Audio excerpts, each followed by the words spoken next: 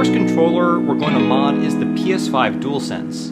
Now, to disassemble the controller, we first need to pry off the black plastic cover. I like to start near the headphone jack. Work your way around till you get to the ends. Once the black trim is removed, it'll reveal two hidden Phillips screws. But first, pry off the L1 and R1 triggers to reveal two more screws. Then proceed to remove all four Phillips screws.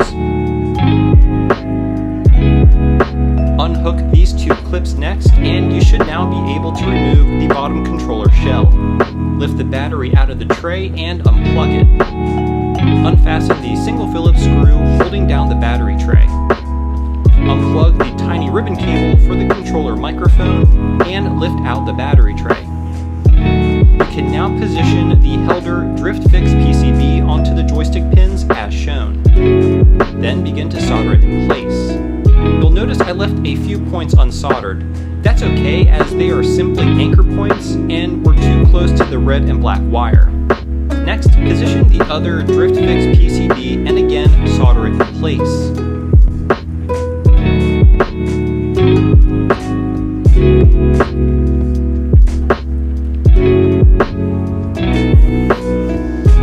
And this is what it should look like. Now at this point, with both PCBs installed, we would conduct the calibration process. But I'm going to go ahead and show you how to reassemble the controller first. Be sure to stay tuned to the calibration section of this video to see how we will correct the controller's drift problem. The great thing about this mod is that it doesn't require any physical modification to the controller shell, and it's completely stealth. You don't even know it's there. Great, now that everything is back together, let's move on to the PS4 controller. To start off, remove the 4 Phillips screws on the bottom. Then begin to pry the controller apart. Again, I like to start near the headphone jack and work my way around. Next, carefully unplug this flex ribbon cable. If you accidentally damage this ribbon cable, Helder actually has replacements available on his website. Now go ahead and unplug the battery, revealing a single Phillips screw securing the battery tray, very much like the PS5 controller. Then position the Helder Drift FIX PCB onto the joystick pins as shown and begin to solder it in place.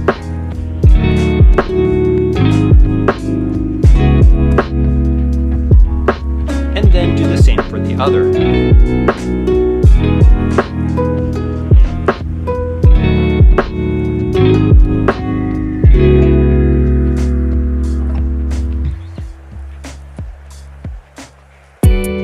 Again, once both PCBs are installed, this is when we would begin the calibration process. For the purposes of this instructional portion of the video, I am demonstrating how to also reassemble the controller. Be sure to stay tuned to the calibration section of this video to see how we will correct the controller's drift. Fantastic! With the PS4 controller completed, let's move on to the Xbox Series X controller. To take this one apart, we need to pry off the grip covers on both sides. Be careful though, they fly off. Once removed, unfasten the 4 T9 security Torx bits. Next, remove the battery cover and cut into the label to reveal one more T9 Torx bit. With all screws removed, both the front and rear shells come off easily. Now, go ahead and position the Helder Drift FIX PCB onto the joystick pins and then solder it in place.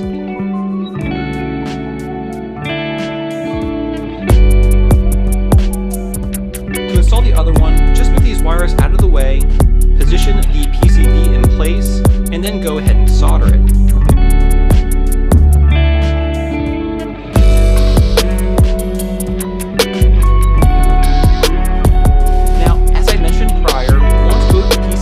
Installed, this is when we would begin the calibration process.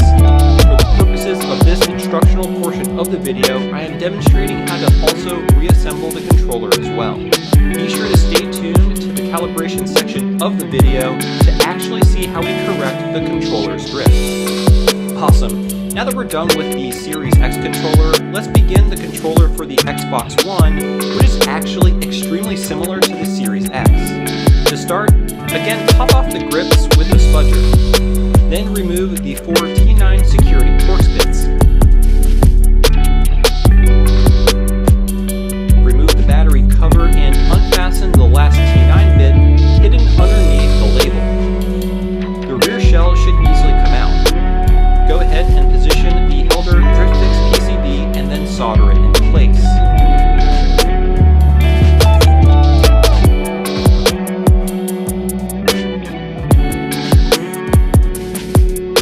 Then do the same for the other joystick.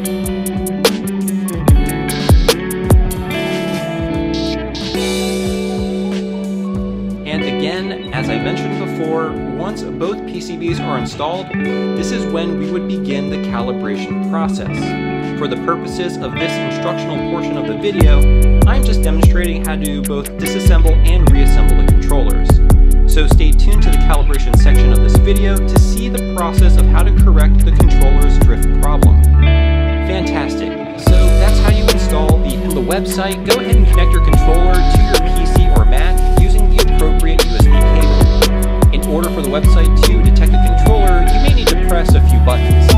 Great. Once registered, you'll be able to see the position of the controller's analog sticks, and right now it looks like my left analog stick is not registered as dead center. See how the dot is a little to the right of the center? This is what analog drift looks like. You'll notice that no matter how I use the analog stick, it doesn't return to dead center. It just lands to the right of it. So if I go ahead and adjust the horizontal potentiometer a bit, you can see that it'll bring it back to center. Incredible, right? You see, the pot I just adjusted counteracted the analog stick to bring it back to center. Actually, you'll notice I can adjust the vertical and horizontal potentiometers and move the analog stick's resting position anywhere I want. Now, there really is no reason to have it other than dead center, but moving it around